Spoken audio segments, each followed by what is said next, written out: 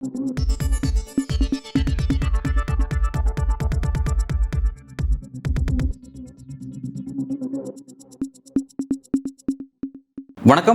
இன்றைக்கு நம்முடன் காங்கிரஸ் கட்சியினுடைய செய்தி தொடர்பாளர் திரு இனி என்றாபட் அவர்கள் அரசியல் பேசுவதற்காக இணைந்திருக்கிறார். அவருடன் பேசுவோம். சார் வணக்கம்.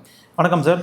சார், நான் உங்கள்கிட்ட பேசுகிற எனக்கு ஒரு முக்கியமான சப்ஜெக்ட் அப்படிங்கிறது 2024 நாடாளுமன்ற தேர்தல் முடிவுக்கு பிறகு இந்திய அரசியலோட நகர்வுகளை நம்ம உற்று நோக்க வேண்டியதாக இருக்குது. பல டைமென்ஷன்ஸ் இப்போ முன்வைக்கப்படுது. அதாவது ஒட்டுமொத்த இந்திய மக்களுமே பார்த்தீங்கன்னா எந்த கட்சிக்கும் பெரும்பான்மை இருக்கக்கூடாது அப்படின்ற மாதிரி அந்த ஒரு தேர்தல் முடிவை கொடுத்துருக்காங்க அப்படிங்கிறது மக்கள் தீர்ப்பாக ஒரு பக்கம் இருக்குது. ஆனால் அப்போ இந்த பக்கம் பார்த்தீங்கன்னா தேர்தல் முடிவுக்கு பிறகு பாஜக கிட்டையும் ஆர்எஸ்எஸ் கிட்டையும் ஒரு ஒற்றுமை உருவாகிருக்கு. அது மகாராஷ்டிரா எலெக்ஷனில் வெளிப்பட்டிருக்கு, ஹரியானா எலெக்ஷனில் வெளிப்பட்டிருக்கு. பல இடங்களில் பாஜக திரும்ப வெற்றி பெறக்கூடிய இடத்துக்கு, ஆன்டி இன்கம்பன்சிலாம் தாண்டி வெற்றி பெற இடத்துக்கு நகருது. ரெண்டாவது வெறுப்பு பிரச்சாரத்தை தீவிரப்படுத்தக்கூடிய ஒரு ஆக்டிவிட்டிஸ்லாம் அவங்க ஈடுபடுறாங்கிறத பார்க்குறோம். இது ஒரு பக்கம் ஆளும் அரசு தரப்பாக அப்படி விஷயம் நடக்குது. அப்படியே இந்த பக்கம் பார்த்தீங்கன்னா காங்கிரஸ் உள்ளிட்ட இந்திய கூட்டணியில் பார்த்தீங்கன்னா ஒரு ஒற்றுமை குலைவு நடக்கிற மாதிரி இருக்குது, பலம் குறைஞ்சி காணப்படுற மாதிரி இருக்குது. ஓவராலாக நீங்கள் எப்படி பார்க்குறீங்க? இந்த 24க்கு பிறகு இந்திய அரசியல் நகர்வுகள் எப்படி பார்க்குறீங்க? சார், இது என்னென்னா, நீங்கள் இந்தியாவில் பாஜக ஆட்சியில் இருக்குன்றது யாரும் மாற்று கருத்து இல்லை. பெரும்பான்மை இல்லாமல் தான் ஆட்சி இருக்காங்கிறத நம்ம மறந்துடக்கூடாது. ரெண்டாவது, உங்களுக்கு பாஜகவுக்கு விழுந்த வாக்கு சதவீதம் பர்சன்டேஜ் 38% தான். அப்போ ஏதோ ஒரு வகையில் 62% மக்கள் பாஜகவை விரும்பல. நீங்கள் நம்மளுடைய சிஸ்டம், நம்மளுடைய இந்த தேர்தல் முறை என்பது இந்த சீட்டுகள் யார் அதிகமாக பெறுறாங்களோ அவங்க தான் ஆட்சி அதிகாரத்துக்கு வராங்க. நம்ம சதவீதத்தை வச்சு நம்ம ஆட்சி அமைப்பது இல்லை. அப்போது ஆனால் சதவீத அடிப்படையில் நீங்கள் ஒருவேளை ஆட்சி அமைப்பதற்கான சிஸ்டத்தை நீங்கள் கொண்டு வரீங்க அப்படின்னா அது நிச்சயமாக இந்தியாவில் உள்ள பெரும்பான்மை மக்கள் பாஜக அல்லது பாஜகவினுடைய சித்தாந்தத்தை விரும்பலைன்றதான் யதார்த்தமான உண்மையாக இருக்குது. நம்ம தான் புரிஞ்சுக்கிறோம். அப்போது இந்தியாவில் இந்த மனநிலை இருக்குல்ல, அதாவது எனக்கு இந்த பாஜகவினுடைய இந்த சித்தாந்தம் அல்லது இந்த பாலிசி எனக்கு பிடிக்கல, அது ஒரு வெறுப்பு அரசியல் எனக்கு பிடிக்கலன்னு நினைக்கக்கூடிய மக்கள் நிறைய பேர் இருக்காங்க. இவங்க தான் முதல்ல இருந்து இருக்கிறாங்க. ஏன்னா அடிப்படையிலேயே அதுதான் இந்தியாவினுடைய பண்பாக இருக்குது, அதுதான் இந்தியாவுடைய ஒரு வேல்யூ சிஸ்டமாக இருக்குது. இந்தியாவில் பெரும்பான்மை மக்கள் சண்டை வேணாம்னு நினைக்கிறவங்க, சண்டை வேணும்னு நினைக்கிறவங்களே கிடையாது. பாஜக சண்டை வேணும்னு நினைக்கிறவங்க 80-20 ரேஷியோவில் அரசியல் பண்ண நினைக்கிறாங்க. 20% மக்களை எப்பவுமே வில்லனா காமிக்கணும்னு நினைக்கிற ஒரு இயக்கம் அல்லது கட்சி தான் பாஜக. அப்போது ஆனால் அதில் அவங்க ஜெயிச்சிருக்கிறாங்களான்னா நிச்சயமாக ஜெயிக்கல. அதிகாரத்தில் இருந்தாலும் கூட அவங்க அந்த 80-20 ரேஷியோவில் நிறுத்தியிருக்கிறாங்களா மக்கள் அப்படின்னா இல்லை. உங்களுக்கு இன்றைக்கும் 40% 50% மேலே இருக்க மக்கள் இந்த 80-20 விரும்பலன்றதை நம்ம இந்த எலெக்ஷன் ரிசல்ட்டை நம்ம புரிஞ்சுக்க முடியுது நமக்கு. பட் இருந்தாலும் இதை ஒருங்கிணைக்கிற ஒரு வேலை அல்லது காங்கிரஸ் கட்சிக்கு இன்னும் தெளிவாக கிராஸ் ரூட்டில் போய் இறங்கி பேச வேண்டிய ஒரு தேவையெல்லாம் இருக்குது. நான் மறுக்கல, காங்கிரஸ் கட்சிக்காரனாக இருந்தாலும் கூட இதை செய்யணும் அப்படின்றதுல எனக்கு மாற்று கருத்து எனக்கு கிடையாது. ஏன் அப்படின்னா, உங்களுக்கு காங்கிரஸ் சுதந்திரத்துக்கு முன்னாடி எப்படி இருந்தது, அது எல்லாருக்குமான இயக்கமாக இருந்தது. அன்றைக்கி பார்த்தீங்கன்னா காங்கிரஸ்குள்ள இடதுசாரிகள் இருந்தாங்க, காங்கிரஸில் சோஷியலிஸ்டுகள் இருந்தாங்க, காங்கிரஸில் வலதுசாரிகள் இருந்தாங்க, எல்லாருமே இருந்தாங்க காங்கிரஸில். ஆனால் சுதந்திரத்துக்கு பிறகு, குறிப்பாக நேரு வந்ததுக்கு பிறகு அன்றைக்கு இந்து மகாசபைன்னு உருவாகுது. இந்து மகாசபை ஆர்எஸ்எஸ்ல யார் போகிறா, காங்கிரஸ்குள்ள இருந்து தீவிர வலதுசாரிகள் வெளியில் போகிறாங்க. அதன் பிறகு படிப்படியாக இந்திரா காந்தி, ராஜீவ் காந்தியினுடைய ஒரு இடதுசாரி போக்கு, இருவருமே இந்திராவாக இருக்கட்டும், அதன் ராஜீவ் காந்தியாக இருக்கட்டும், அதன் பிறகு நரசிம்மராவ் கிட்ட ஒரு திருப்பம் ஏற்படுது. ஆனால் அது வரைக்கும் சோசியலிச கொள்கைகள் தான் பின்பற்றிட்டு இருந்தோம். அப்போ இந்த பக்கத்தில் இருக்கிற வலதுசாரிகள் அங்கே போய் தனியாக அரசியல் இயக்கத்தை ஆரம்பிக்கிறாங்க. அதுதான் பாஜக. இப்படியே அது படிப்படியாக இறங்கி வருதுங்க. இப்போ என்னன்னா, 2014க்கு பிறகு தலைவர் ராகுல் காந்தி காங்கிரஸ் கட்சியில் அதிகாரத்துக்கு வந்ததுக்கு பிறகு காங்கிரஸ் கட்சி ஒரு புதிய பரிணாமத்தை நோக்கி போகுதுன்றதை நம்ம புரிஞ்சுக்கணும். நீங்கள் இந்த தேர்தலில் காங்கிரஸ் ஏன் தோற்குது அல்லது ஏன் வெற்றி பெற முடியல அப்படின்னா, காங்கிரஸ் தன்னை சுய பரிசோதனை செய்து கொண்டு நெக்ஸ்ட் ஸ்டேஜுக்கு போகிறதுக்கு நாங்கள் சில முயற்சி எடுத்துகிட்டு இருக்கோம். இப்போ நான் சின்ன எக்ஸாம்பிள் சொல்கிறேன். மும்பை காங்கிரஸ் கமிட்டி அலுவலகத்தில் உங்களுக்கு சாவர்கர் படம் இருந்திருக்கிறது. அது நீ யோசிச்சு பார்க்குறீங்களா? இன்றைக்கு தலைவர் ராகுல் காந்தி வீர சாவர்கர் குறித்து இவ்வளவு காட்டமான கருத்துக்களை பதிவு செய்யக்கூடிய நேரத்தில் மும்பை பிரதேஷ் காங்கிரஸ் கமிட்டி அலுவலகத்தில் சாவர்கர் படம் இருந்திருக்கிறது. அப்போ இது உங்களுக்கு அதே மாதிரி டெல்லி காங்கிரஸ் அலுவலகத்திலையும் இது இருந்திருக்கிறது. அப்போ காங்கிரஸுக்குள்ளே இருக்கிற ஒரு குழு, அதாவது சாவர்கருங்கிறது பாஜகவினுடைய ஒரு ஐடியாலஜி, ஆர்எஸ்எஸ் ஐடியாலஜி இருக்கு. அவர் எப்படி சார் காங்கிரஸ் அலுவலகம்? அப்போ காங்கிரஸுக்குள்ள இருந்த வலதுசாரிகள் சாவர்கரை தங்களுடைய ஒரு தலைவராக பார்த்திருக்கிறாங்க. அவங்க அவரை உள்ள இருக்கணும்னு விருப்பப்படுறாங்க. ஆனால் இன்றைக்கு தூக்கி எறியப்பட்டிருக்கிறது. இந்த மாற்றம் ஏன் நடந்துச்சு நீங்க யோசிக்கிறீங்க?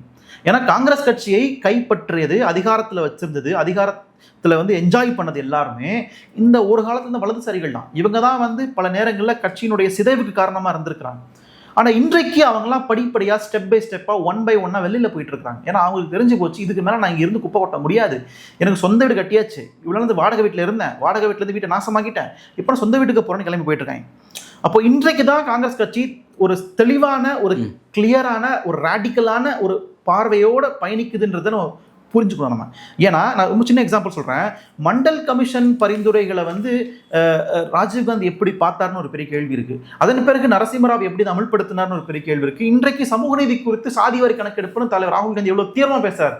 இந்த மாற்றம் எப்படி நிகழ்ந்தது? அதே மாதிரி மாநில உரிமைகள் குறித்த கருத்துக்கள் எப்படி நடந்தது அப்படின்றத நீங்கள் வந்து ரொம்ப தீவிரமாக பார்க்கணும். அப்படின்னு அப்போது இதுதான் ஏற்பட்டிருக்கிற மாற்றம். இந்த மாற்றத்தை கிராஸ் ரூட்ல கொண்டு போய் சேர்க்கறதுக்கு காலம் தேவைப்படுது. அதான் உண்மைங்க. ஆனால் சார் இப்போ எனக்கு நான் நீங்கள் சொல்ல நான் புரிஞ்சுக்கிட்டேன். இப்போ வந்து ராகுல் காந்தி வந்து சோஷியல் ஜஸ்டிஸ் பார்வை நோக்கி நகராரு, ஒரு எல்லாருக்குமான ஒரு சமூகம் அப்படிங்கிற அளவில் அதை பற்றி யோசிக்கிறார் அப்படின்னா, அந்த ஒரு பார்வை நோக்கி அவர் நகராருன்னா இது வந்து அவர்கிட்ட மட்டும் ஒரு மாற்றம் நடந்தால் பத்தாது, ஓவராலாக கட்சிகிட்டே நடக்கணும். இப்போ அவர்கிட்ட இருக்கிற தன்மைகள் தான் கிரவுண்டில் வந்து அதிகமான நபர்கள் வந்து பாஜக பக்கம் நோக்கி நகர்த்துதா? அதாவது அவர் பின்பற்றக்கூடிய இந்த ஸ்ட்ராட்டஜி தான் கிரவுண்டில் வந்து எல்லாருமே வந்து பாஜக பக்கம் ஷிஃப்ட் ஆகுறாங்க. இதுதான் வந்து அதிகமாக இதுதான் காரணம். அது ரீசன் இல்லை, நிச்சயமா இல்லை. என்னன்னா இந்த பக்கத்தில் இருக்காங்க, அதாவது எப்படின்னா இடது பக்கம் இருக்கக்கூடியவங்க பல வேடங்கள்ல இருக்கிறாங்க, பல கொள்கைகளோடு இருக்கிறாங்க. இன்னும் சொல்ல போனா இந்த பொலிட்டிக்கல் பெர்ஃபெக்ஷன் சொல்லுவாங்க. அதாவது லெஃப்ட்டுக்குள்ள தான் எப்பவுமே வந்து நான் பெட்டரா நீ பெட்டரான்ற போட்டி எப்பவுமே இருக்கும். ஏன்னா அறிவு சார்ந்த தளம் இது. அறிவு சார்ந்த தளத்தில் எப்பவுமே இந்த பொலிட்டிக்கல் கரெக்ட்னஸை பார்த்துக்கிட்டே இருப்பாங்க. ஆனால் அந்த பக்கம் அதெல்லாம் தேவையில்லை. அந்த பக்கம் அறிவே தேவையில்லை. நீங்கள் வந்து ஒரு எமோஷனை மட்டுமே வச்சு நீங்கள் விளையாட முடியும்.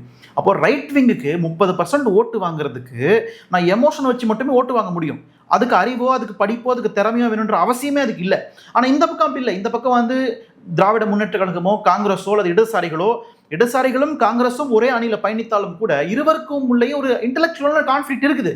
அதை நீங்க மறுக்க முடியாது. இந்த இன்டெலெக்சுவல் கான்ஃபிளிக்ட்ஸ் தான் நம்மள வந்து ஒரு சரியான பாதையில போவதற்கு ஏதோ ஒரு தடையாக இருக்குது. அப்போ இந்த மாதிரி விஷயங்கள் தான் நமக்கு இன்னைக்கு தேவையா இருக்கு. இந்த புரிதல் நமக்குள்ள வர வேண்டியதா இருக்கு. ஆனா எப்படியோ இந்தியா கூட்டணி நாங்கள் கன்ஸ்ட்ரக்ட் பண்ணியிருந்தோம். அதனாலதான் இந்த ஓட்டு வாங்க முடிஞ்சிச்சு. பட் லாங் டேர்ம்ல இன்னைக்கு கிரவுண்ட்ல இருக்கக்கூடிய என்ஜிஓக்கள் இருக்கட்டும், குடிமை சமூகங்கள் இருக்கட்டும், இவங்க எல்லாரும் அரசியலோட தள்ளி இருக்க முடியாது. இவங்களும் அரசியலோட சேர்ந்து பயணிக்கணும்ன்ற ஒரு தேவை இருக்கு. அப்போ இவங்க எல்லாம் உள்ள வரணும். ஏன்னா இன்னைக்கு நிறைய பேர் நான் பார்க்குறேன், நிறைய குடிமை சமூகங்கள், குறிப்பாக சொல்லணும்னா நான் ஒரு விழாக்கு போயிருந்தேன். டொமஸ்டிக் ஒர்க்கர்ஸ், அதாவது உங்களுக்கு வீட்டில் பணிபுரியும் பெண்கள் சரிங்களா இருப்பாங்கல்ல, மெய்டுன்னு சொல்லுவாங்க. இவங்களுக்கான சங்க நிகழ்ச்சியில் நான் போய் கலந்துருக்கேன். அப்போ அதற்கு காங்கிரஸ் கட்சி தலைவர் வருகிறார். அப்போ ஒரு இடது பார்வையில் இடது வெளியிலிருந்து காங்கிரஸ் பயணிக்கு இவர் அந்த பெண்களுக்கான மாத ஊதியம், அவர்களுக்கான குறைஞ்சபட்ச ஊதியம் குறித்து காங்கிரஸ் கட்சி குரல் கொடுக்கிறது. அப்போ இதுல நடந்த மாற்றமாக நாங்கள் பார்க்குறோம். இது அப்போ இதுல ஒருமித்த குரலோட இடதுசாரிகளும் காங்கிரஸும் ஒரே கோட்டுக்குள்ள வரணும். திராவிட கழகமும் உள்ள வரணும். சமூக நீதி பார்வை, மாநில சுயாட்சி பார்வை, தொழிலாளர்கள் நலன், சோசியலிச கொள்கைகள், சமூக நீதி எல்லாமே ஒரே கோட்டில் வந்து, ஏன்னா அந்த பக்கத்தில் இருக்கிற கூட்டம் இது எல்லாத்தையும் அடிச்சு காலி பண்றது. இப்போ நாம வந்து இத்தனை ஆண்டு காலம் அடுத்து என்ன பண்ணலாம்னு யோசிச்சுட்டு இருந்தோம். இப்போ இருக்கிறத காப்பாத்தினா போதும் நிலைமை தள்ளிடுறாங்க நம்மள. அப்போ இருக்கிறத காப்பாத்தினா போதும் நிலைமைக்கு தள்ளினது யாருன்னா இன்னைக்கு இருக்க ஆட்சி அதிகாரத்தில் இருக்கிற இந்த கும்பல் தான். அப்போ இந்த கும்பலுக்கு என்னன்னா, இந்த கும்பலுக்கு ஆக்சுவலி என்ன பிரச்சனை கேட்டிங்கன்னா, இந்த 60 ஆண்டுகள சுதந்திர இந்தியாவில் இடஒதுக்கீடு மூலமாக நிறைய ஒடுக்கப்பட்ட பிற்படுத்தப்பட்ட சமூகங்களை சார்ந்தவங்க அதிகாரத்துக்கு வந்துட்டாங்க. இவங்க வந்ததே இவங்க யாருக்கும் பிடிக்கல. இதான் உண்மை. வெளிப்படையாக சொல்லணும்னா இதான் உண்மை. கீழே இருக்கிறவன் மேலே வந்துட்டானே, இன்னைக்கு எனக்கு சமமா இருக்கிறானே, இன்னைக்கு என் கிராமத்துல விஏஓவா இருக்கிறானே, நேற்று வரைக்கும் என் கிராமத்துல வெளியில காலனில இருந்தவன் அல்லது குடிசையில இருந்தவன் அல்லது ஏழையா இருந்தவன், எங்க அப்பா கிட்ட கை கட்டி நின்று இருந்தவன் அல்லது என் வீட்டுல வேலை செஞ்சுட்டு இருந்தவன், தோட்டத்துல வேலை செஞ்சுட்டு இருந்தவன், முடிவெட்டுறவனா இருந்தவன், இன்னைக்கு இவங்க எல்லாம் அதிகாரத்துக்கு வந்துட்டாங்களே. எங்க சார் வந்துட்டாங்க? இப்ப மோடி வந்து சென்சஸ் நடத்துறதா அதெல்லாம் தெரியும். எந்த இடத்துல இருந்தாலும் எங்கெல்லாம் வந்தாங்கிறது சென்சஸ் நடத்தலாம் தெரியும். சென்சஸ் நடத்த மாட்டேங்கிறாரு. கேஸ்ட் பேஸ் சென்சஸ் நடத்த மாட்டேங்கிறாரு. ரெண்டாவது வந்து ரிசர்வேஷன் பின்பற்ற மாட்டேங்கிறாரு. ரிசர்வேஷன் ப்ராப்பரா பின்பற்றினா தானே எஸ்சி சமூகத்தை சேர்ந்தவங்க எஸ்டி சமூகத்தை சேர்ந்தவங்க மேல இடத்துக்கு வருவாங்க.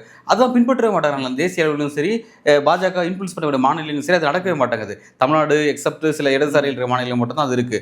இதை தாண்டி எங்கேயுமே நடக்க மாட்டாங்க. நீங்க எப்படி வந்து கீழே இருக்கிற மேல வந்துட்டான்னு சொல்றீங்க? இல்ல, நீங்க முழுமையா வந்துட்டாங்களான்னு கேட்டீங்கன்னா முழுமையா இன்னும் வரல. இன்னும் போக வேண்டிய தூரம் அதிகமா இருக்கு நினைக்கிறேன். ஓபிசியோ, எம்பிசியோ, எஸ்சி, எஸ்டியோ. ஆனா இந்த 70 ஆண்டுகள் ஏற்பட்ட இந்த குறைஞ்சபட்ச மாற்றம் இருக்குல்ல, ஒரு 10% வந்திருக்க மாட்டாங்களா? ஒரு கிராமத்துல இருந்து ஒரு தலித் சமூகத்துல இருந்து ஒருத்தர் அந்த ஊர் தலைவரா இருக்க மாட்டாரா? ஒரு பெண் அந்த ஊருடைய தலைவரா இருக்க மாட்டாங்களா? அது வைத்திருச்சல் ஏற்படுத்தும்.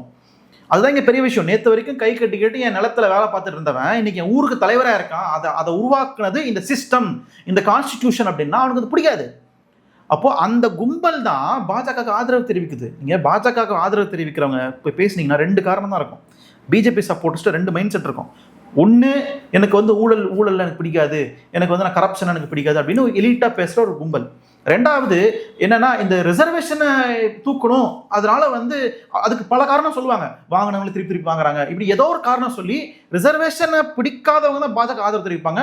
இன்னும் 2-3 கேள்வியை போட்டிங்கன்னா உங்களுக்குள்ள இருக்க ஜாதி வன்மை வெளியே வந்துடும். சரி ரைட் சார். எனக்கு இப்போ ஒரு கேள்வி. இப்போ பாஜக வந்து ஒரு வலதுசாரி தன்மை, ரிசர்வேஷனுக்கு எதிராக இருக்குது, சமூக நீதிக்கு எதிராக இருக்குது, எல்லா விதமான விஷயங்களுக்கும் எதிராக இருக்குங்கிற நல்ல எல்லா விதமான நலத்திட்டங்களுக்கும் எதிராக இருக்குது. ஓகே, விட்டுருங்க. இப்போ இந்தியா கூட்டணி நீங்கள் இருக்குது, இந்தியா கூட்டணியில் நீங்கள் காங்கிரஸ் இருக்கீங்க, ரைட், ஓகே. இந்தியா கூட்டணியில் நீங்கள் சொல்கிற மாதிரியான சோஷியல் ஜஸ்டிஸ் விஷயமோ அல்லது சமூக நீதி விஷயமோ, பெண்களுக்கான சரி சமமான விஷயமோ இல்லை கேஸ்ட் பேஸ் சென்சஸோ, இந்த மாதிரியான விஷயங்களை உங்களுக்குள்ள ஒரு ஒத்த கருத்து இருக்கா? இந்தியா கூட்டணிக்குள்ளே கேட்குறேன் நான், இருக்கா? நிச்சயமா இருக்கு. இப்போ நீங்கள் அதுதான் இங்கே நடந்த பெரிய விஷயமே. நீங்கள் ஒரு காலத்தில் தீவிர திராவிடம் பேசிய திமுக, ஒரு காலத்தில் தீவிர தேசியவாதம் பேசிய காங்கிரஸ் இன்றைக்கு ஒரே புள்ளியில சந்திக்குது. இது முக்கியமான பாயிண்ட். இது காங்கிரஸ் கட்சியினுடைய தேர்தல் அறிக்கை திமுக தேர்தல் அறிக்கை மாதிரி பல பேர் சொல்லிருக்காங்க. நீங்க இந்த எக்ஸாம்பிள் தமிழ்நாடுல சுருக்காதீங்க, இந்தியாவில் சொல்லுங்க. இந்தியாவில் சொல்றேன். இந்தியாவில் எடுத்துக்கிட்டீங்கன்னா ஜார்க்கண்ட் முக்தி மோர்ச்சா பேசுகின்ற பழங்குடி அரசியலை தலைவர் ராகுல் காந்தி பேசுறாரு. பழங்குடிகளுக்கான அரசியலை ஜார்க்கண்ட் முக்தி மோர்ச்சா பேச அரசியல் ஜார்க்கண்ட்ல அதை ராகுல் காந்தி பேசுறாரு. அதே மாதிரி உங்களுக்கு வந்து வெஸ்ட் பெங்கால்ல திரிணாமுல் காங்கிரஸ் பேசுகின்ற ஒரு சென்டர் லெஃப்ட் அரசியலை ராகுல் காந்தி பேசுகிறார். இப்படி பல மாநிலங்கள்ல பல கொள்கைகளை நாங்கள் உடன்பட்டிருக்கிறோம். நீங்க மம்தாவை குறிப்பிட்டீங்க. மம்தா கேஸ்ட் பேஸ் சென்சஸ்ல ராகுல் காந்தியோட டோன்ல தான் பேசுறாங்களா? ஒன்று. பினராயி விஜயன் அதை தான் பேசுறாருங்கிறது ஒன்று. இது பருக் அப்துல்லா காஷ்மீரில் அவரும் அந்த ஸ்டேட்டில் தான் பேசுகிறாரு அப்படிங்கிறது ஒன்று.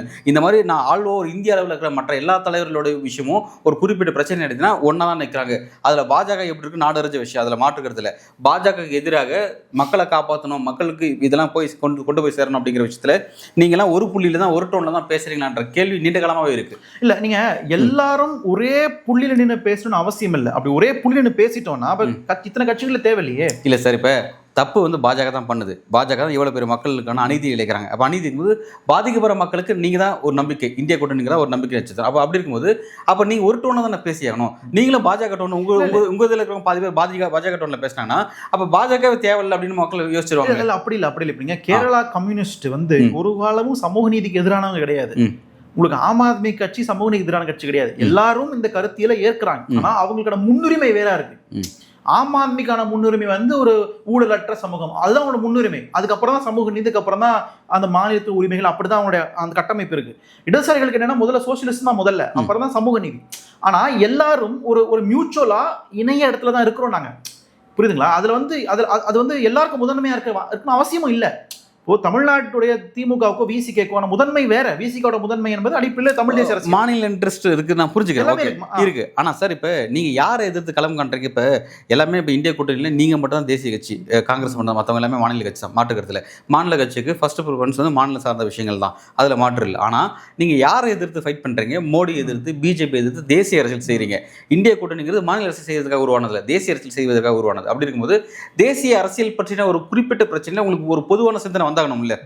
அது அப்ப நீங்க எனக்கு மாநிலம் தான் எனக்கு பெரிய விஷயம், அப்ப நாங்க மாநிலம் தான் நான் பேசிட்டு அப்படின்னா நீங்க தேசிய அரசியல் அந்த இடத்துக்கே வர முடியாது, நீங்க அந்த ஃபைட்ல கலந்துக்க முடியாது. இல்ல, இது வந்து ஒரு சாதாரண விஷயம் தான். நீங்க பாஜகவும் அதிமுக கூட்டணி இருக்கு, அதிமுக கொள்கையும் பாஜக கொள்கை ஒரே கொள்கையா? பாட்டாளி மக்கள் கட்சியும் சமூக நீதி பேச அரசியல், அவங்க சாதிவர் கணக்கெடுப்பு வேணும்னு பாட்டாளி மக்கள் கட்சி கேட்கறாங்க. ஆனா பாஜக உடன்படலையே. அப்போ இந்த கொள்கை ரீதியான முரண்பாடுகள் வந்து உங்களுக்கு முன்ன பின்ன தான் இருக்கும். காமன் மினிமம் ப்ரோக்ராம் இருக்குல்ல, அந்த காமன் மினிமம் ப்ரோக்ராம்ல ஒத்த கருத்து உருவாகும். அந்த காமன் மினிமம் ப்ரோக்ராம் இந்தியா கூட்டணிக்கு வலுவா இருக்குன்னு நான் சொல்றேன். இல்ல, இந்தியா கூட்டணிக்கு காமன் மினிமம் ப்ரோக்ராம் என்னன்றது யாருக்குமே தெரியல. இல்ல, இந்தியா கூட்டணியுடைய காமன் மினிமம் ப்ரோக்ராம் என்னன்னா, அடிப்படையிலே கான்ஸ்டிடியூஷனை பாதுகாக்கணும். கான்ஸ்டிடியூஷனை பாதுகாக்கணும்னா உங்களுக்கு பாஜக அகற்றப்பட வேண்டும். பாஜக அகற்றப்படுவதற்கு நம்ம சில கொள்கைகளை முன்வைக்கணும். அந்த கொள்கையில நம்பர் 1 சாதிவர் கணக்கெடுப்பு. இதுல யாரும் மறுப்பு தெரிவிக்கல. யாரும் சொல்லிருக்காங்களா இந்தியா கூட்டணிக்குள்ள? சார், நீங்க சொல்லக்கூடிய இதுதான் காமன் மினிமம் ப்ரோக்ராம் உங்களோட அப்படின்னா, இதை நீங்க பர்ஃபெக்டா செஞ்சிருந்தீங்க அப்படின்னா, நாடாளுமன்ற தேர்தல் முடிஞ்சதுலேருந்து இந்த 6 மாசத்துல நீங்கள் வந்து ஹரியானாவில் தோற்றுருக்க மாட்டீங்க, மகாராஷ்டிரா தோற்றுருக்க மாட்டீங்க, ஜம்மு அண்ட் காஷ்மீர்லையும் ஜார்க்கண்ட்லையும் இதை விட கூடுதலான சீட்டில் ஜெயிச்சிருப்பீங்க. ஆனால் ரிசல்ட் மாறுது. எப்படி, என்ன, எங்க தப்பு நடக்குது? ஏன்னா நீங்க காணமே, நீங்க உங்களுக்குள்ள சண்டை போட்டுக்கிறீங்க, பிஜேபி எதிர்த்து சண்டை போடல, உங்களுக்குள்ளதான் ஃபைட் நடக்குது. அதான் நான் முதல்ல சொன்னேன், பொலிட்டிக்கல் பெர்ஃபெக்ஷன் வந்து இந்த பக்கம் தான் இருக்குது, இது நமக்குள்ளேயே இருக்கு, அந்த பக்கம் இல்லைன்றதுக்கான காரணம். இப்போ ஹரியானால ஆம் ஆத்மி இன்செக்யூரா ஃபீல் பண்ணது காங்கிரஸ் கூட சேரதுல. டெல்லியில காங்கிரஸும் ஆம் ஆத்மி சேரவே முடியாது. சேர்ந்ததோட விளைவு தான் நம்ம பார்லமெண்ட் தேர்தலில் இழுச்சிட்டு போச்சு டெல்லியில. அப்போ இந்த மாதிரி சில விஷயங்கள் நம்ம இன்னும் வந்து கிரவுண்டில் போய் சொல்வதற்கான டைம் இல்லாம போச்சு. இப்ப நீங்க களத்துல போயிட்டு மக்கள் இப்ப நம்ம இப்ப பேசுற இந்த டிஸ்கஷன் இருக்குல்ல, இந்த டிஸ்கஷனை நீங்க கிரவுண்ட்ல மக்கள்கிட்ட புரிய வைக்கிறதுக்கு டைம் ஆகும் சார். நீங்க டக்குனு எடுத்த உடனே கூட்டணி போட்டீங்கன்னா, நேத்து வரைக்கும் காங்கிரஸ் எடுத்து அரசியல் பண்ண ஒரு ஆம் ஆத்மி தொண்டர் நாளைக்கு நீ நானும் ஒன்னாவா ஓட்டு போடலாம்னா வரமாட்டாரு. அப்போ இதை வந்து இல்ல இது பின்னாடி இருக்கிற சூழ்ச்சி என்ன, இதுக்கு பின்னாடி இருக்கிற சக்தி என்ன, இது எதுக்காக முன்னு சேர்ந்திருக்காங்கன்ற மாதிரியான புரிதலை ஏற்படுத்த வேண்டியதுக்கான ஒரு டைம் தேவைப்படும். அந்த டைம் தான் இப்போ எடுத்துட்டு இருக்கோம் நான் சொல்றேன். சரி, இப்போ 2024 தேர்தலுக்காக தான் இந்தியா கூட்டணி நீங்கள் உருவாக்குனீங்க. தேர்தலுக்கு கிட்டத்தட்ட வந்து ஓராண்டுகளுக்கு முன்பு இந்த கூட்டணி உருவாக்கிட்டீங்க. ஓராண்டு உங்களுக்கு டைம் பீரியட் கிடச்சிருந்துச்சு. அதாவது இந்தியா கூட்டணி என்ன, உங்களோட ரோல் என்ன அப்படிங்கிறது நீங்கள் மக்கள்கிட்ட பேச ஓராண்டு டைம் கிடச்சி. எலெக்ஷன் முடிஞ்சு 6 மாதம் ஆகுது. இப்போ ஒரு 6 மாதம் கிட்டத்தட்ட பார்த்தா ஒரு 1.5 வருஷத்துக்கு மேலே ஆயிடுச்சு. நீங்கள் இந்தியா கூட்டணிங்கிற உங்களோட விஷயம் நீங்கள் இதுக்காக தான் உருவானீங்க. நான் இந்தியா கூட்டணிங்கிறது ஓவராலாக நான் கேட்குறேன். இதை நீங்கள் ஸ்பெசிஃபையாக பேசுனா, இப்போ டெல்லியில் இந்தியா கூட்டணி ஆம் ஆத்மியும் காங்கிரஸையாக ஒன்றா பயணிக்கிறோம், அதோட தேவை என்ன உருவாச்சுங்கிறது நீங்கள் பேசுறதுக்கு 1.5 வருஷம் டைம் கிடச்சி. இதே மாதிரி தமிழ்நாட்டில் என்னன்றது ஒரு 1.5 வருஷம் டைம். எல்லாத்துக்கும் இந்த டைம் இருக்குது. இந்த டைமில் நீங்கள் கரெக்டாக உங்களோட பொலிட்டிக்கல் ஒர்க்கு கரெக்டாக செஞ்சுருக்கீங்களான்ற ஒரு கேள்வி இருக்குது. அதுவே வந்து ஒரு மாதிரி, அதாவது இந்தியா கூட்டணிங்கிறது நாடாளுமன்ற தேர்தலுக்கானது மட்டும்தான் அப்படிங்கிற மாதிரி. ஏன்னா இப்போ பிரச்சனை பார்த்தீங்கன்னா, ஃபரூக் அப்துல்லா சொல்கிறாரு, ஃபரூக் அப்துல்லாவுக்கும் உமர் அப்துல்லாவுக்கும் ஒரு கான்ஃப்ளிக்ட் இருக்குது. அதில் ஃபர்ஸ்ட் ஃபரூக் அப்துல்லா என்ன சொல்கிறேன்னா, இந்தியா கூட்டணி தேவையெல்லாம் கலைச்சிடலாமே அப்படிங்கிறாரு. அது வந்து நாடாளுமன்ற தேர்தலுக்கு மட்டும் தான் கலைச்சிடலாமே, அதில் டிஸ்கஷனே நடக்க மாட்டேங்குதுன்னு அவர் வருத்தப்பட்டு சொல்கிறாரு. ஆனால் உமர் அப்துல்லா என்ன சொல்கிறாருன்னா, அவர் வந்து இந்த விஷயத்தை வேறு மாதிரி பார்க்குறாரு. இந்தியா கூட்டணிங்கிறது இந்தியாவுக்கான ஒரு ஆன்மா, அது வந்து தேர்தலுக்கான இது இல்லைன்னு சொல்கிறாரு. ஆனால் வேறு, ஆனால் உங்களுக்கு அதாவது இந்தியா கூட்டணி வேணுமோ வேணாம டிஸ்கஷனே இப்போ வர ஆரம்பிச்சிருச்சு. இல்லை சார், இது ஒரு பொலிட்டிக்கல் அலையன்ஸ். இது இந்தியா அலையன்ஸ் என்பது ஒரு பொலிட்டிக்கல் அலையன்ஸ். இது எலெக்ஷனுக்காக உருவாக்கப்பட்ட அலையன்ஸ். இது இப்போ எல்லா கட்சிகளுக்கும்னு சில அட்டானமஸான சில விஷயங்கள்லாம் இருக்கு. அதை அவங்க செயல்படுத்தக்கூடியக்கான ஸ்பேஸ் இருக்கணும். கூட்டணியில் இருக்கிறதுனால மட்டுமே அவங்க காங்கிரஸ் கட்சி மாதிரியே பேசணுன்ற அவசியம் யாருக்கும் இல்லை. அவங்க முடியல பேசலாம், அவங்களுக்கான தேவைகளை குறித்து அவங்க பேசலாம். அப்போ இதுதான் எங்களுடைய சுதந்திரமாக இருக்குது. அது பாஜக மாதிரி இருக்குதுன்னு எங்களுக்கு தெரியாது. அப்போ ஃபரூக் அப்துல்லா கலைச்சினான்றது அவரோட கருத்து. அந்த கருத்தை நாங்க மறுக்கவும் இல்லை, நாங்கள் ஆதரிக்கவும் இல்லை. அதோட கருத்தை பதிவு பண்றாருல. ஆனா நாங்க என்ன நினைக்கிறோம், காங்கிரஸ் கட்சியாக, ஒரு தேசிய கட்சியாக, இந்தியா கூட்டணி வழிநடத்து கட்சியாக இது இருக்கும். இது லைவ்லியா இருக்கும். இப்போதைக்கு இது டார்மெண்டா இருக்கு, ஆக்டிவா இல்லை. மாநிலத்துக்கு தகுந்த மாதிரி நம்ம முடிவெடுப்போன்றது ஒரு வியூகமா இருக்கு. அது ஒரு ஸ்ட்ராட்டஜியா இருக்கு. டெல்லியில காங்கிரஸ் தனியா நிற்குது, ஆமாம் தனியா நிற்கிறது ஒரு ஸ்ட்ராட்டஜி, அது ஒரு வியூகம். அது எப்படி பார்த்தாலும் பாஜக வீழ்த்தப்பட வேண்டும் தான் எங்களுடைய இலக்காக இருக்கு. சரி சார், ஓகே. இப்போ நீங்கள் டெல்லி தொடர்ந்தாலும் நான் கேள்வி கேட்குறேன். டெல்லி அடுத்த மாதம் டெல்லி எலெக்ஷன்ங்கிறத கவனிக்கிறோம். பரபரப்பாக இப்போவே களம் சூடு பிடிச்சிருக்கிறத கவனிக்கிறோம். நீங்கள் பாஜக வீழ்த்துவது தான் டெல்லியை பொறுத்தவரைக்கும் உங்களோட நோக்கம்னு சொல்கிறீங்க. இப்போ பாஜக வீழ்த்த ஆம் ஆத்மி காங்கிரஸும் இரு முனையில் நிற்கிறீங்க. மொத்தம் மும்முனை போட்டே உருவாயிடுச்சு. அனைவரும் வந்து எஸ்பி கிடையாது, பிஎஸ்பியும் உள்ள களத்தில் இறங்குறதா வந்து சொல்லப்படுது. மாயாவதி உள்ள வரான்னு சொல்கிறாங்க. வந்தாங்கன்னா 4 முனை போட்டி. சரிங்களா, எப்படி வந்து பிஜேபி வீழ்த்த முடியும்? இதெல்லாம் வந்து பிஜேபி ஸ்கோர் பண்ணுறதுக்கான வாய்ப்புகள் எல்லாம் உண்டாக்க போகுது. இல்லை, அதுதான் வருத்தமாக இருக்கு. நான் வருத்தத்தோட நான் பதிவு பண்ணுறேன். நான் வந்து இந்த முரண்பாடுகள் இருக்கு, இடது சக்திகள் கிட்ட இந்த முரண்பாடுகள் இருக்கு. இதுதான் இந்த பொலிட்டிக்கல் பர்ஃபெக்ஷன்ற மாதிரியான விஷயங்களை நம்ம பின்தங்கி போகிறோம் அப்படின்றத வருத்தமாக பதிவு பண்ணுறாங்க. இதை வந்து ஒன்றா உட்காந்து பேசணும், இதுக்கான டைம் தேவைப்படுது. சரி, நீங்க இல்லை, நீங்கள் இன்னொரு பிரச்சனையும் சொல்கிறீங்க. நாங்கள் ஒன்றா ஜெல்லானா மக்கள் அதை ரசிக்கல, எங்களுக்கு வந்து நாடாளுமன்ற தேர்தல் தோல்வியை பரிசீலிச்சாங்க அப்படின்னு சொல்கிறீங்க. ஆனால் இப்போ வந்து ஒன்றா செய்ய ஆக வேண்டியது இருக்கு. எப்படி 2 ஸ்டேட் சொன்னால் எப்படி மக்கள் புரிஞ்சுப்பாங்க? அதாவது நாங்கள் 2 பேரும் ஒன்றா சேர்ந்து பயணிக்கணும், பயணித்தால் தான் பிஜேபி வீழ்த்த முடியும் என்பது அல்லது மாற்றுக்கிறது எனக்கு இல்லை. ஓகே, ஏன்னா இதுதான் யதார்த்தமான உண்மையாக இருக்கு. ஆனால் அது களத்தில் அதற்கான ஒரு முதிர்ச்சியோ, களத்தில் அதுக்கான ஒரு தேவையோ, இல்லை களத்தில் அதுக்கான ஒரு தெளிவான ஒரு புரிதலோ இல்லை என்பதை நம்ம ஏற்றுக்கொள்ளலாம். இல்லை, நான் இன்னொரு கேள்வி கேட்குறேன். இப்போ மக்களை பொறுத்த வரைக்கும், இப்போ அரசியல் கட்சியை பொறுத்த வரைக்கும், அரசியல் கட்சி ஏன் வந்து நீங்கள் ஏன் தோற்று போகிறீங்க, ஏன் வந்து இந்த திட்டத்தை ஏன் உங்களை தோத்துச்சுன்னு சொல்லும்போது மக்களுக்கு வந்து அதை வச்சு புரிஞ்சுக்க தெரியல. உடனே மக்களை அக்யூஸ் பண்ணுற பழக்கம் வந்து நீண்ட காலமாக இருக்குது. இப்போ பொதுவாக நான் சொல்லுவேன், பொதுவாக அரசியல் கட்சிகள் வந்து தோக்கக்கூடிய ஒரு கட்சிகள் அல்லது ஒரு திட்டத்தை சரியாக சக்ஸஸிவாக கொண்டு போக முடியாத கட்சிகள் பார்த்தீங்கன்னா, அது மக்கள்கிட்ட ஒரு மிஸ்டேக்ஸ் இருக்குங்கிறத ஐடென்டிஃபை பண்ணுறாங்க. நான் என்ன கேட்குறேன்னா, இந்திய வாக்காளர்களை பொறுத்த வரைக்கும் அவங்களுடைய மனசு அப்படிங்கிறது ஒரு பளிங்குக்கல் மாதிரி அப்படின்பாங்க. அது வந்து கரெக்டாக என்ன பிரச்சனைக்கு ஏற்ற மாதிரி சரியாக ரியாக்ட் பண்ணுவாங்க. மக்கள் அமைதியாக தான் இருப்பாங்க, எல்லாத்தையும் கவனிச்சுட்டு இருப்பாங்க. ஆனால் நாடாளுமன்ற தேர்தல் வருதா, யாரை செலக்ட் பண்ணோம், அதே இன்றைக்கி நாடாளுமன்ற தேர்தல், நாளைக்கு சட்டமன்ற தேர்தல் தான், சட்டமன்ற தேர்தல் எப்படி முடிவு மாற்றி அமைக்கணும் அப்படிங்கிற மாதிரியான விஷயத்தை கடந்த காலத்தில் இந்திய மக்கள் வந்து சரியாக பிரதிபலிச்சவங்களா இருக்காங்க. இப்போ நீங்களே சொல்கிறீங்க, நாடாளுமன்ற தேர்தலில் நீங்கள் 2 பேரும் ஜெயிலனா தான் மக்கள் ரசிக்கலைங்கிறீங்க. ஆனால் சட்டமன்ற தேர்தல் வரும் மக்கள் தெளிவாக வந்து ஆம் ஆத்மி தான் வேணுன்றது ரிப்பீட்டாக தேர்ந்தெடுக்கிறாங்க மக்கள். அப்போ மக்களை வந்து குறை சொல்கிறது சரியான நடவடிக்கையாக குறைய சொல்லலை. அது குறையா நீங்க பார்க்க வேண்டாம்.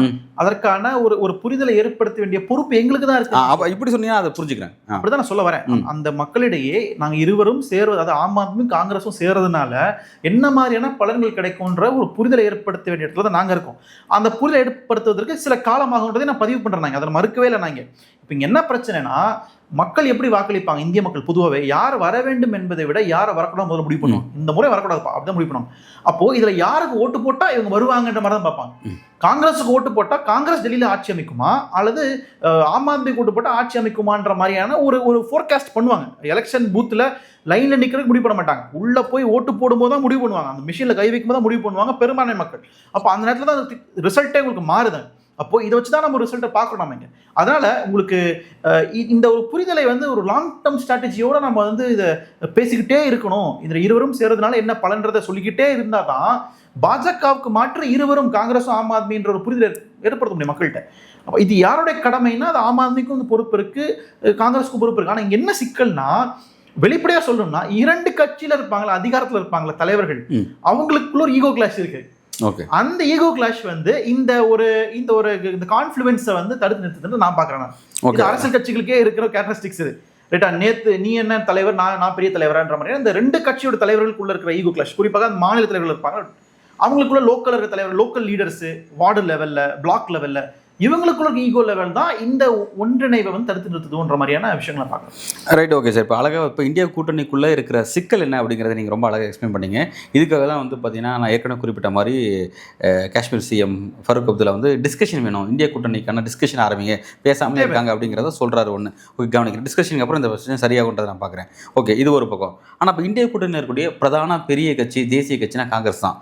காங்கிரஸ் கட்சிக்குள்ளே இருக்கிற சிக்கல் பற்றி பேச வேண்டியது இருக்குது. இப்போ நீங்கள் வந்து சோசியல் ஜஸ்டிஸ் பார்வையை பற்றியோ இல்லை மற்ற சிக்கல் பற்றியோ, அதாவது பிஜேபி எதெல்லாம் தவறாக செய்கிறாங்களோ அதெல்லாம் சரியான பார்வையை நீங்கள் முன்வைக்கிறீங்க. இதெல்லாம் வந்து நீங்கள் வைக்கிற பார்வை அவ்வளவும் ராகுல் காந்தியோட தனிப்பட்ட விஷயமா மட்டும்தான் இருக்குதா, அல்லது ஒட்டுமொத்தமான காங்கிரஸ் விஷயம் அது இருக்குதா? ஒட்டுமொத்த காங்கிரஸ்ல அது எப்படி பார்க்குற ஒரு கேள்வி இருக்குது. இந்த இடத்துல வந்து ராகுல் காந்தி பார்வை காங்கிரஸ் பார்க்கல, கிரவுண்டில் வேறு மாதிரி இருக்குது.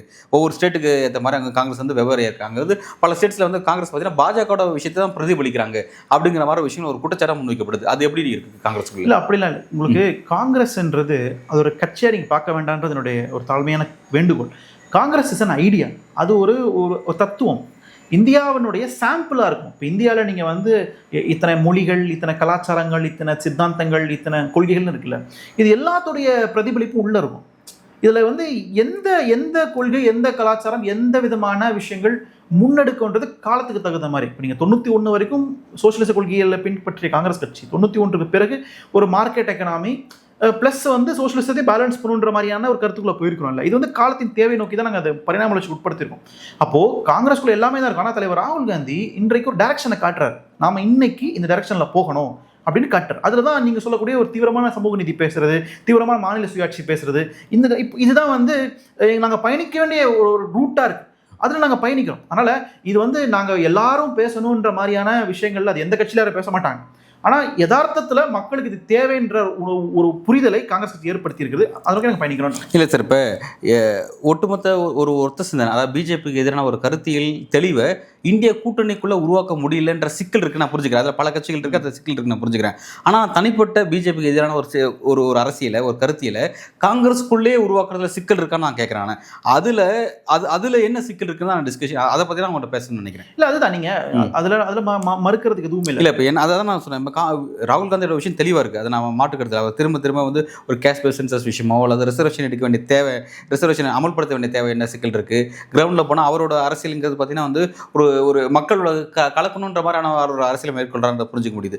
ஆனால் அவர் முன்னெடுக்கக்கூடிய அரசியல் அந்த மாநிலத்தில் இருக்கிற காங்கிரஸ் தலைமை அதை எப்படி பார்க்குதுங்கிற விஷயம் இருக்குது. ஏன்னா பல இடத்துல டெல்லி காங்கிரஸுக்கும் மாநில காங்கிரஸுக்கும் ஜெல்லாகவே மாட்டேங்குது. இதன் காரணமாக தான் இந்திய கூட்டணிகளே பிரச்சனை வருதுங்கிறதெல்லாம் வந்து லாஸ்ட் எலெக்ஷன் வந்து கடந்த காலத்தில் நிறைய விஷயத்தை நம்ம அதை பார்த்துருக்கோம். அப்போ அப்படி இருக்கும்போது ஏன் வந்து உங்களால் இந்தியா கூட்டணியில் ஒரு சிந்தனை உருவாக்க முடியல? ஓகே, புரிஞ்சுக்கிறேன். காங்கிரஸ்குள்ளே ஏன் அந்த சிந்தனை உருவாக்க முடியல, அதை நோக்கி பயணிக்க முடியல, என்னதான் சிக்கல் இருக்கு? அதுதான் நீங்கள் அதுதான் முதலே சொன்னாங்க. இத்தனை ஆண்டு காலம் வந்து எல்லா விதமான ஒரு கொள்கைகளோட தான் பயணிச்சிருக்கோம் நாங்கன்ற இன்றைக்கு ஒரு டைரக்ஷனை காட்டுறாங்களே, இந்த டைரக்ஷனை நிறைய பேரால ஏற்றுக்க முடியலன்ற உண்மையை நீங்கள் ஏற்றுக்கிட்டு தான் ஆகணும். அதுதான் காங்கிரஸ் கட்சி இத்தனை ஆண்டு காலம் வந்து எப்படி பயணித்திருக்கிறது, இனிமேல் இப்படி பயணிக்கணும்னு சொல்லும்போது இவ்வளோ ஆண்டு காலம் அதில் வந்தவங்களுக்கு நான் அதில் எப்படி குறிப்பாக சொல்கிறேன். இப்போ நீங்கள் தலைவர் ராகுல் காந்தி அதானி குறித்து கருத்து தெரிவிக்கிறாரு, அம்பானி குறித்து விமர்சனம் செய்கிறாரு, அந்த மாதிரி எத்தனை பேர் மற்றவங்க பண்ணணும் பெரிய கேள்வி இருக்குல்ல. அப்போது அதுதாங்க பெரிய கேள்வியாக இருக்கீங்க. அப்போது அதில் வந்து திடீர்னு எடுத்தோடனே நான் ஒரு முதலாளிகளுக்கு எதிரான நிலைப்பாடை நான் எடுத்துருவேனா, அப்படின்னு வரும்போது அதில் ஒரு குழப்பம் வருது. அதுதான் வந்து அமைப்புக்குள்ள ஒரு ஒரு கிளாரிட்டி இல்லாமல் இருக்கு. இது சரியாயிடும், அது ஒன்றும் பெரிய விஷயம்லாம் இல்லை, சரியாயிடும். அல்லது வெளியில போயிடுவாங்க, அவங்களால உள்ள இருக்க முடியாது. அப்படிதான் பல பேர் வெளில போயிட்டு இருக்காங்க. காங்கிரஸ் விட்டுட்டு வெளில போறதுக்கான காரணம் என்னன்னா, இந்த டைரக்ஷன்ல என்னால பயணிக்க முடியாது. இல்லை, ஆனால் சார் இப்போ நான் எனக்கு இப்போ இங்கே ஒரு கேள்வி வருது. இப்போ பாஜகவை எதிர்த்து ஃபைட் பண்ணக்கூடிய ஒரே தேசிய கட்சி காங்கிரஸ் தான். அதில் மறுபடியும் மாற்று கருத்தில் காங்கிரஸ் தான். அவங்களுக்கு தான் எல்லா ஸ்டேட்லையும் கட்டமைப்பு இருக்குது. அப்படி இருக்கும் பொழுது நீங்கள் டெல்லி காங்கிரஸ் சில விஷயத்தை யோசிக்கிறாங்க, அது வந்து ரொம்ப எக்ஸ்ட்ரீம் லெவலில் இருக்குது. அந்த யோசனைக்கு மாநில காங்கிரஸ் உங்களுக்கு செவி சாய்க்க மாட்டேங்குது, உங்களுக்கு எதிரான ஸ்டாண்ட் எடுக்கிறாங்க. அப்படின்னா நீங்கள் என்ன முடிவு எடுக்கிறீங்கன்னா, ஒன்று இதான் முடிவு, இதை நோக்கி வா, அப்படி இல்லாட்டி நீ கலந்து போ அப்படின் போது நீங்கள் பலவீனம் அடைகிறீங்க. பார்த்தீங்களா, இப்போ பிஜேபிக்கு நிகரான ஒரு தேசிய கட்சி காங்கிரஸ் பலவீனம் அடைகிறது அப்படிங்கிறது அது பாஜகவோட அசுர வளர்ச்சிகளை பயன்படும். அந்த திரும்ப அப்போ நீங்கள் என்னதான் சரியா பிஜேபி வீழ்த்துவதற்கு உங்கள் கட்சி நீங்கள் மொத்தமாக பரிசுத்தம் பண்ணாதான் வீழ்த்த முடியுமா? பரிசுத்தம் பண்ணால் அது எத்தனை காலம் ஆகும்? ஏன்னா நீங்கள் ஆல்ரெடி 10 வருஷம் ஆட்சியில் இல்லை, 11 வருஷம் வேறு வந்துருச்சு. அடுத்த 5 வருஷத்துக்கும் மோடி தாங்கிறது ஆகிப்போச்சு. அப்போ எப்போ தான் நீங்கள் உங்களை பரிசுத்தப்படுத்தி முடிப்பீங்க? பரிசுத்தப்படுத்தி முடிச்சாதான் மோடி போன்ற ஒரு மதவாத சக்தியில் வீழ்த்த முடியுமா? எப்படி இந்த சிக்கல்? சார் ரொம்ப சிம்பிளாக சொல்கிறேன். 2009 நான் காங்கிரஸில் சேரும்போது டெல்லியிலேருந்து வர எல்லா அறிக்கைகளுமே ஹிந்தியில் இருக்கும், இங்கிலீஷில் இருக்கும், சரிங்களா? ஆனால் இன்றைக்கு தமிழில் வருது, ரீஜனல் லாங்குவேஜ். ஓகே, நீங்கள் எலெக்ஷன் சமயத்தில் கூட அந்த விளம்பரங்கள் தமிழில் வந்துச்சு. எங்களுக்கான தேர்தல் அறிக்கை தமிழில் இல்லை, எல்லா மொழிகளையும் வந்துச்சு. இதுதான் காங்கிரஸ் ஏற்பட்டிருக்கின்ற மாற்றம். ஆனால் பாஜகவுடைய தேர்தல் அறிக்கை இன்னைக்கும் ஹிந்திலையும் இங்கிலீஷில் மட்டும் தான் வருது. இங்கிலீஷில் வருது தெரியல எனக்கு, ஹிந்தியில் தான் வருது. எல்லாம் அறிக்கை ஹிந்தியில் தான் வருது. அதான் மக்கள் ஏற்றுக்கிறாங்க, அந்த கட்சி இதை ஏற்றுக்க ஒன்றும் பிரச்சனை இல்லை. ஆனால் இப்போ டெல்லி நினைக்கின்ற ஒரு அரசியலை மாநிலம் ஏற்றுக்கொள்ளவில்லை என்பதே அந்த மாநில உரிமைகளை அகில இந்திய காங்கிரஸ் கமிட்டி மதிப்பதாக புரிஞ்சுக்கணும். அப்போது எங்களுக்கு தமிழில் அறிக்கை டெல்லியிலேருந்து வருது, தமிழில் மொழிபெயர்ப்பு செய்து தேர்தல் அறிக்கை வருதுன்னா அப்போது டெல்லி மாநிலங்களுடைய மொழிகளை புரிந்து கொண்டது அப்படின்ற ஒரு புரிதலுக்கு வந்துருக்காங்க. இது ஒரு ஹெல்தியான ஒரு டைரக்ஷன் நாங்கள் சொல்கிறோம். அப்போது இது முன்னாடி இருந்த சிக்கல் நாங்கள் தவிர்த்துட்டோம், சரி பண்ணி பாதையில் போயிட்டு இருக்கோம்னு நான் சொல்கிறேன். நான் அதை புரிஞ்சுக்கிறேன். அப்போ 2029 அடுத்த எங்க டார்கெட். இதை ஸ்டெப் பை ஸ்டெப்பா நாங்க ஒர்க் பண்றோம். ஒண்ணு அமைப்புக்குள்ள ஒரு புரிதலை ஏற்படுத்தணும், ரெண்டாவது அந்தந்த மாநிலங்களுடைய உரிமைகளை உணர்வுகளை புரிந்து கொள்ள வேண்டும், நான்காவது சமூக நீதி மாநில சுயாட்சி போன்ற கருத்துக்கள் வந்து ஒருமித்த குரலை வெளியில ஏற்படுத்தணும். இதெல்லாம் நாங்க செய்ய வேண்டிய அஜெண்டா. இது 2029க்குள்ள நாங்க ஸ்டெப் பை ஸ்டெப்பா செய்ய தான் போறோம். இன்னும் நிறைய விஷயங்கள் ஆஃப் த ஸ்கிரீன்ல நாங்க பண்ணிட்டு தான் இருக்கிறோம், வெளியில உங்களுக்கு தெரியாது. நீங்கள் வார் ரூம் எப்படி செயல்படுதுன்றது நாங்கள் வெளியில் சொல்லலை. பல விஷயங்களை நாங்கள் பிஹைண்ட் த ஸ்க்ரீனில் ஒர்க் பண்ணிட்டு தான் இருக்கோம், கிரவுண்டில் ஒர்க் பண்ணிட்டு தான் இருக்கும். நிறைய குடிமை சமூகங்கள் உள்ள இணைச்சிருக்கோம். நாங்கள் நிறைய அமைப்புகளை உருவாக்கியிருக்கோம். ராஜீவ்காந்தி பஞ்சாயத்து சங்கத்தின் ஒரு அமைப்பு உருவாக்கியிருக்கோம். கிட்டத்தட்ட RSS மாதிரி அமைப்பது ஒரு சித்தாந்தக்காக செயல்படக்கூடிய அமைப்பு உருவாக்கியிருக்கோம். இந்த மாதிரி பல அமைப்புகளை உருவாக்கி நாங்கள் கிரவுண்ட் லெவலில் வேலை பார்த்துட்டு இருக்கோம். 2029 தான் எங்கள் டார்கெட். எங்களால் பாஜக அளவுக்கு நிதி செலவு பண்ண முடியுமா தெரியாது, ஆனால் அந்த மக்கள் சக்தி இருக்குல்ல, இந்த மனித வளத்தை பயன்படுத்தி பாஜக வீழ்த்துவதற்கான எல்லா வியூகத்திலும் கட்டமைக்கிறோம். நீங்கள் ஸ்டெப் பை ஸ்டெப்பாக அதை பார்க்க தான் போகிறீங்க. பல மாநிலங்களில் ஆட்சி மாற உங்களுக்கு நிச்சயமாக 2029 ஒரு நல்ல ரிசல்ட் பார்க்க தான் போகிறீங்க. ஓகே சார், இப்போ நீங்கள் இடையில சப்ஜெக்ட் பேசியிருக்கும்போது சவாக்கர் பற்றி குறிப்பிட்டீங்க. சவாக்கர் பற்றி பேசும்போது எனக்கு ஒரு மாறுபட்ட கருத்து இருக்குது. அதை பற்றி நான் வந்து சில மூத்த பத்திரிகையாளர்கிட்ட பேசும்போது அவங்களும் சில மாறுபட்ட கருத்துக்கெல்லாம் பதிவு பண்ணுறாங்க. சவாக்கரை எதிர்ப்பு ராகுல் காந்தி செய்கிறாரு, காங்கிரஸ் செய்யுது அப்படிங்கிறத பார்க்குறோம். இங்கே என்ன ஒரு சிக்கல் வருது அப்படின்னா, சவாக்கரை பொறுத்த வரைக்கும் அவருக்கு வந்து 2 விதமான லைஃப்பில் 2 பார்ட் இருக்குது. ஃபர்ஸ்ட் பார்ட் வந்து அவர் வந்து ஒரு ஜனநாயகவாதியாக ஒரு சிறந்த மனிதராக இருந்திருக்கிறாரு. ஒரு ஆஃபுக்கு பிறகு தான் வந்து அவர் ஒரு தீவிரமான ஒரு வலதுசாரி தன்மையை நோக்கி நகராரு அப்படின்ற ஒரு விஷயங்கள் அவருக்கு முன்வைக்கப்படுது. அதே மாதிரி பார்த்தீங்கன்னா சிறையில் வந்து அவர் மன்னிப்பு கேட்டார் அவர் மேலே விமர்சனம் வைக்கப்படுது. ஆனால் சிறையில் பல அரசியல் கட்சி தலைவர்கள் வந்து சிறைக்கு போயிருக்காங்க. நேருலேருந்து காந்தியிலேருந்து எல்லாரும் சிறைக்கு போயிருக்காங்க. ஆனால் சாவர்கர் அளவுக்கு யாரும் சிறையில் வந்து கொடுமையை அனுபவிக்கல. அந்த கொடுமைகளை வந்து நேருவோ காந்தி அனுபவிச்சிருந்தா கூட அவங்க கூட வந்து மன்னிப்பு கொடுத்து கேட்டிருப்பாங்க. அந்த மாதிரியான கொடுமை அவருக்கு நடந்துச்சு அப்படின்ற மாதிரி அவருக்கு ஒரு விளக்கம் கொடுக்கப்படுது. உண்மையிலே சாவர்கர் விஷயத்தை நீங்கள் எப்படி பார்க்குறீங்க? ஏன் வந்து இதோட இந்த சாவர்கர் பற்றி தெரிவிக்கக்கூடிய இந்த கருத்துக்களை நீங்கள் எப்படி பார்க்குறீங்க சார்? அதாவது முதல்ல காந்தி நேருவையும் சாவர்கரை ஒப்பிடவே கூடாதுன்றதான் என்னுடைய முதல் கருத்து. ஏன் அப்படின்னா, காந்தியும் நேருவும் இந்தியாவில் ஒரு சமத்துவமான ஒரு சுதந்திர போராட்டத்தை முன்னெடுக்கணும்னு நினைச்சவங்க. சுதந்திர போராட்டம் என்பது எல்லா மதம், எல்லா ஜாதி, எல்லா மொழி, எல்லா இனத்துக்குமான போராட்டமாக இருக்குன்னு மக்களை ஒருங்கிணைக்கிற வேலையில் செஞ்சாங்க. அதற்காக பிரிட்டிஷ் அரசால் கைது செய்யப்பட்டாங்க, சிறையில் தண்டனை அனுபவிச்சாங்கன்றது வரலாறுல இருக்கு. நான் ஒன்னே ஒன்று தான் கேட்குறேன், சாவர்கர் எப்போ எந்த நேரத்தில் பிரிட்டிஷ் அரசுக்கு எதிராக போராடணும்னு சொல்லுனீங்க? அவர் ஒரு நாளும் பிரிட்டிஷ் அரசுக்காக போராடி ஜெயிலுக்கு போகலன்றதை நம்ம மறந்துடக்கூடாது. அவர் செல்லுலார் ஜெயிலில் இருந்தார், அண்டமானில் இருந்தார்னா பிரிட்டிஷ் அரசுக்கு எதிராக போர் தொடுத்ததுனால அவர் போகல. அவர் ஏன் ஜெயிலுக்கு போனார்னா, பிரிட்டிஷ் அரசு மின்டோ மார்லி சீர்திருத்தம் மூலமாக இஸ்லாமியர்களுக்கு சிறப்பு தொகுதி கொடுக்க சொல்ற செப்பரேட் எலெக்டட் சொன்னாங்களே, அந்த சிறப்பு தொகுதிகள் உருவாக்குவதற்கு எதிர்ப்பு தெரிவித்தா சிறைக்கு போனாரு. அதற்காக அங்க இருக்க நாசிக்குடைய கலெக்டர் ஜாக்சனை வெடிகுண்டு மூலமாக போட்டு தள்ளிட்டு அதற்கு தான் ஒரு செல்லுலார் ஜெயில் போனாரே தவிர அவர் வந்து ஒத்துழைமை இயக்கத்தில் பங்கெடுத்தோ வெள்ளையனே வெளியேற இயக்கத்தில் பங்கெடுத்தோ ஜெயிலுக்கு போல. அப்போ அவர் போனது குண்டு வீசினார்னு அவர் போனாரு. அது குண்டு எதுக்குன்னா அனைத்து மக்களுக்கும் கிடையாது, இஸ்லாமியர்களுக்கு செப்பரேட் எலெக்டட் வந்துடக்கூடாது, சிறப்பு தனித்தொகுதி வந்துடக்கூடாதுன்ற ஒரு வன்மம் பிடிச்சதுனாலதான் ஜெயிலுக்கு போனாரு. அதனால அது வந்து அவரை சுதந்திர போராட்ட தியாகியெல்லாம் கன்சிடர் பண்ண முடியாது. ஏன்னா அன்றைக்கு இருந்த காங்கிரஸோட நோக்கம் என்னன்னா சுதந்திரத்துக்கு பிறகு சமூக பிரச்சனைகளை பார்த்துக்கலாம், அதுக்கப்புறம் அரசியல் தீர்வு பிரிட்டிஷ்கார வெளியே விரட்டணும், நம்ம எல்லாம் ஒன்னா சேர்ந்து பயணிக்கணும், மதம் ஜாதி இனம் மொழி தாண்டு ஒன்னா பயணிக்கணும், அதன் பிறகு பிரச்சனையை பார்த்துக்கலான்றதான் அன்னைக்கு நோக்கமா இருந்தது. ஆனா அன்னைக்கே மத கலவரத்தை உருவாக்கணும்னு நினைச்சவர் சாவர்கர். அப்போ இந்த இந்த இந்த இந்த புரிதல் தேவையாக இருக்கிறது. அப்போ அவரு செல்லுலார் ஜெயில கஷ்டப்பட்டாருன்னா அது நாம என்ன பண்றது? நம்ம உண்மையிலேயே செல்லுலார் ஜெயில் கஷ்டமான ஜெயில், நம்ம மாற்றுக்கிறது இல்லை. ஆனா செல்லுலார் ஜெயில் அவர் மட்டுமா இருந்தாரு, அங்க ஏகப்பட்ட சுதந்திர போராட்ட தியாகிகள் இருந்திருக்காங்க, அவங்க கஷ்டப்படலையா?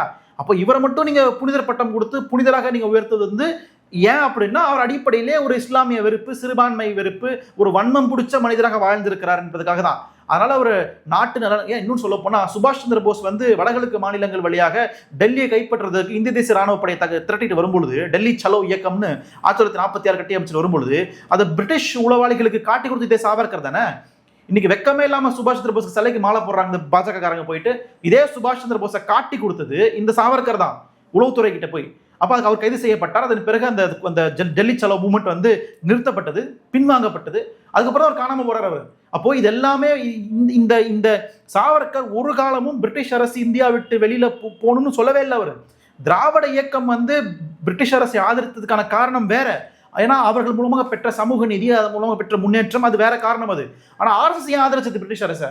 ஏன்னா உயர் பதவிகள்ல பார்ட்னர்கள் இருக்கிறாங்க, அவங்க மட்டுமே எல்லாத்தையும் அனுபவிக்கணும். பிரிட்டிஷ் அரசு வெளில போயிட்டாங்கன்னா நமக்கு எல்லாமே போயிருமே, இங்க சட்டம் புதுசா வந்துருமேன்ற பயத்துல அச்சத்துல சலுகைகளை என்ஜாய் பண்றோமேன்ட்டு அவங்களுக்கு வந்து காவடி தூக்கிட்டு இருந்தாங்க. இன்றைக்கு உட்காந்துட்டு தேசபக்தி தேசப்பற்று அப்படின்னு பேசல கவர்னர் இன்னைக்கு தமிழ்நாட்டுல.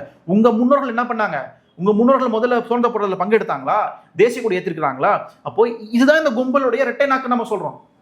அப்ப அதனால சாவர்கரும் அந்த வழி வந்தவர் தான். அதனால இவங்க எல்லாருமே இந்த மாதிரியான ஒரு குறுக்கு வழியில எப்படி முசோலினி இட்டாலியிலயோ ஹிட்லர் வந்து ஜெர்மனிலயோ ஒரு குறுகிய பார்வையோட அரசியல் பண்ணாங்களோ அந்த அரசியல் இந்தியாவில் பண்ண பார்க்குறாங்க. அது இங்கே ஒர்க் அவுட் ஆகாது. அதான் யதார்த்தமாக இருக்கு. நல்லது சார். சாவர்கர் பற்றின ஒரு ஷார்ட் இன்ஃபர்மேஷன், அவரை பற்றின சில டவுட்ஸ் இருந்துச்சு, அதை பற்றி நீங்கள் விளக்கிறீங்க. ரெண்டாவது வந்து ஓவராலாக தேசிய அரசியலில் வந்து காங்கிரஸுடைய ஒர்க் எப்படி இருக்குது, இந்தியா அலையன்ஸோட ஒர்க் எப்படி இருக்குது, பிஜேபியோட ஒர்க் எப்படி இருக்குது அப்படிங்கிறத பற்றி ரொம்ப பெரிய உங்களை கருத்தில் வழங்கியிருக்கீங்க. இந்திய அரசியலோட அடுத்த கட்ட நகர்வு எதை நோக்கி நகருங்கிறத பார்க்கலாம். காங்கிரஸில் அதிரடியான நடவடிக்கைலாம் ஈடுபட்டிருக்கீங்க அப்படிங்கிறதெல்லாம் நீங்கள் சொல்லியிருக்கீங்க. உங்களோட அதிரடி நடவடிக்கைலாம் பாஜக எந்த அளவுக்கு வந்து நேர்கடிக்கு ஏற்படுத்த போகுது அப்படிங்கிறத வரக்கூடிய நாட்களில் பொறுத்திருந்து பார்ப்போம் சார். மிக்க நன்றி. நன்றி.